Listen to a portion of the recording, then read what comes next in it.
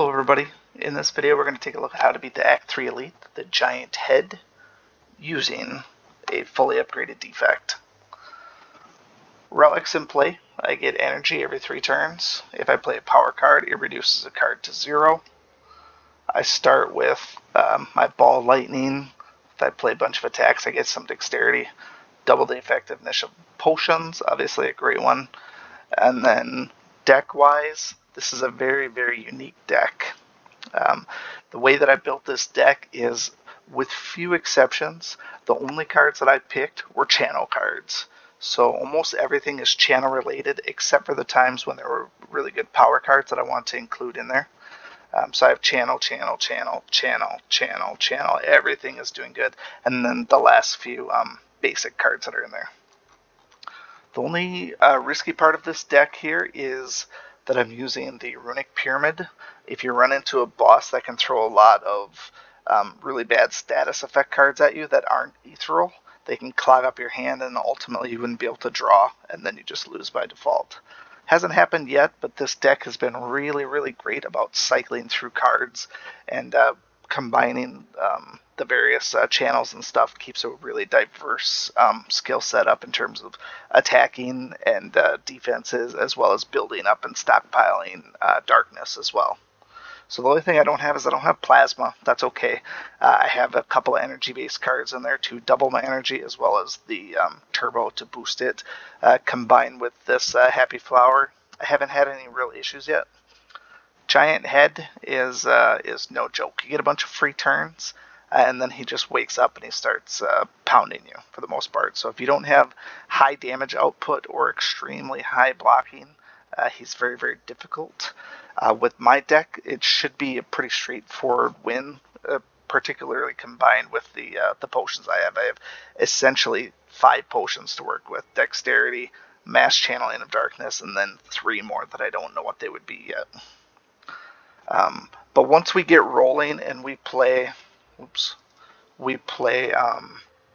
Creative AI and Echo Form, those two things work really well, because Creative AI, I've had Echo Form come up on that already, and then what happens is you play this, get an Echo Form, then you play another Echo Form, and you kind of play those off of each other, and then all of a sudden you end up with multiple cards being played twice every single turn.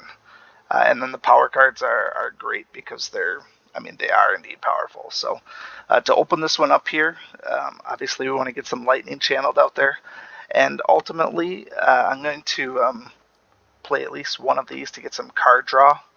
And then we'll worry about offense after that. But I want to have a good stock of cards available. Particularly, I want to have defenses available for when he wakes up. So then when things start to get a little bit out of control, I'll start to play some of the other cards. So he's counting down from 5 right now. Then he wakes up, and then it's business time. So the turbo does not exhaust, so you can play that whenever. It's a good idea to get that out of your hand. So I can play my Glacier and get some extra block to absorb some of this. There. So now I soak the block, and then I can work on getting some of my channels going.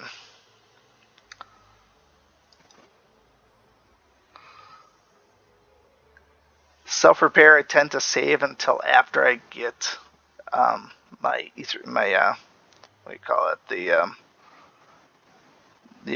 form. That's when I'll save that.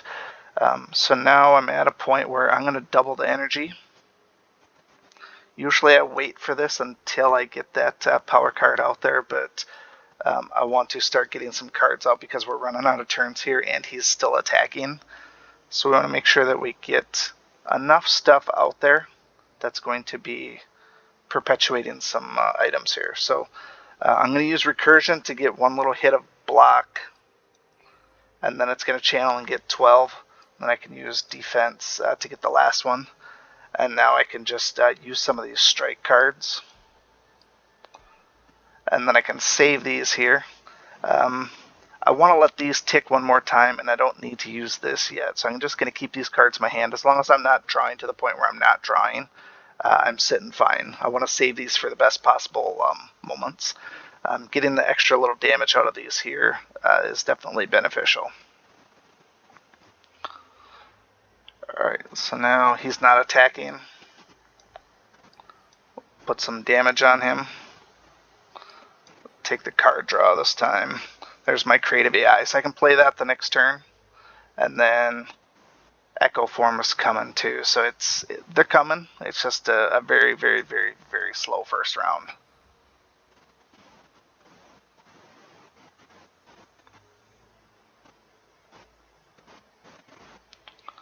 Alright, so it's either block him or play Echo Form. I definitely want the Echo Form. Unfortunately, I don't have any other source of energy. Now, when I play this, because it's power card, something is going to cost 0. Don't know what it is yet. Looks like it was a defense. I will take that. Let's throw a dual cast and a defend.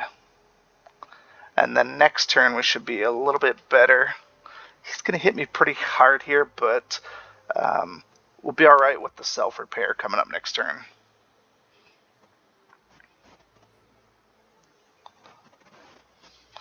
Alright, so how we're going to do this first turn here now that I have,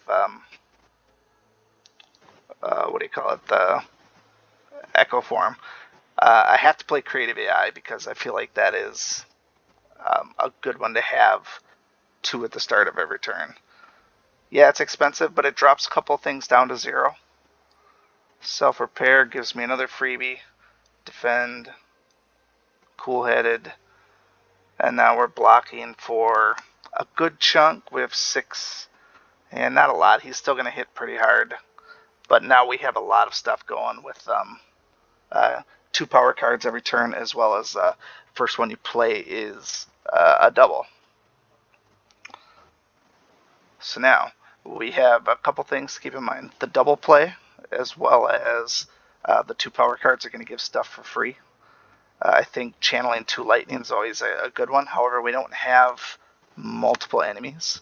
Gaining the focus is a little bit better in my opinion.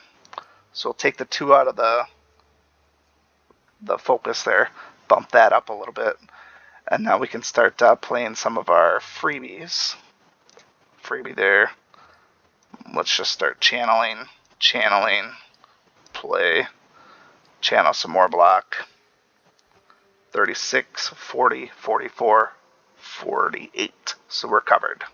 All because of our cool opening turn procs.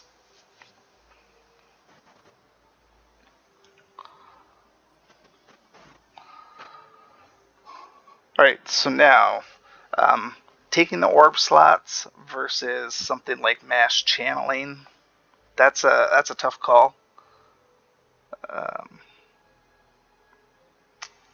Same with this one here. I don't have a lot of energy right now, and that's hurting me. So I have to block because he's doing that.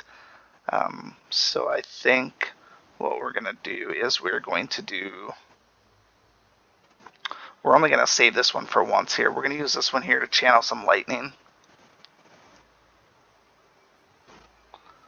And then we'll play the capacitor to get some more lightning.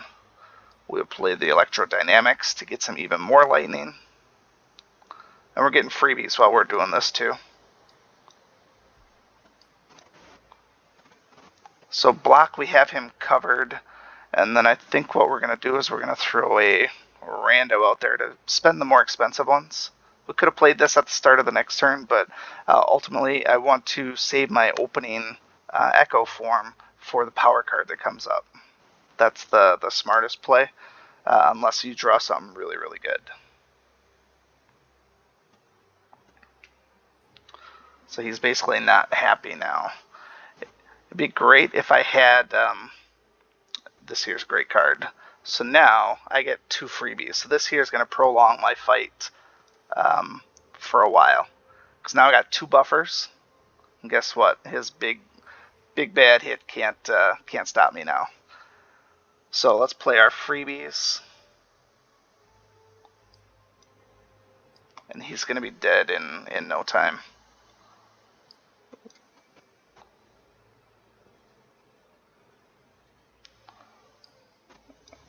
I'm just going to keep playing just because.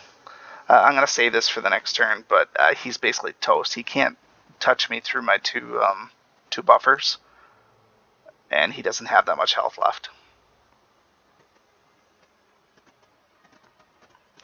And he wants to know why I'm still here. I'm still here because I want to kill him. And just like that, I get 2 more buffers, so this is it's basically an auto win at this point. I would have never expected to get that, but that's the wonder of having the creative AI, is you can get so many good cards in there that it's a game changer. It literally is a game changer. Do some extra summoning, and he should be dead in another turn. I won't be able to finish him off just yet, but pretty darn close. So if you haven't beaten this guy yet, obviously he's not an easy one to beat. You have to be able to put out a lot of damage quickly.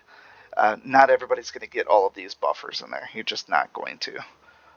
So you need to be able to put out damage quickly, regardless of which hero you're using. If that's using the silent, you want to stack as much poison and double it as much as you can. If you're using him, cycle through that channeling. You see how potent it could be. But power cards are your friend. All right, let's go ahead and we will finish him off. And there goes the giant head. If you have any questions, comments, concerns, feel free to leave those below. Otherwise, we'll see you again soon. Thank you so much for watching this video and supporting my channel. If you like this video, please show your continued support by hitting that like button, and be sure to check out both my YouTube channels for new content all the time. And always remember, peace is a lie, there's only passion. We'll see you next time.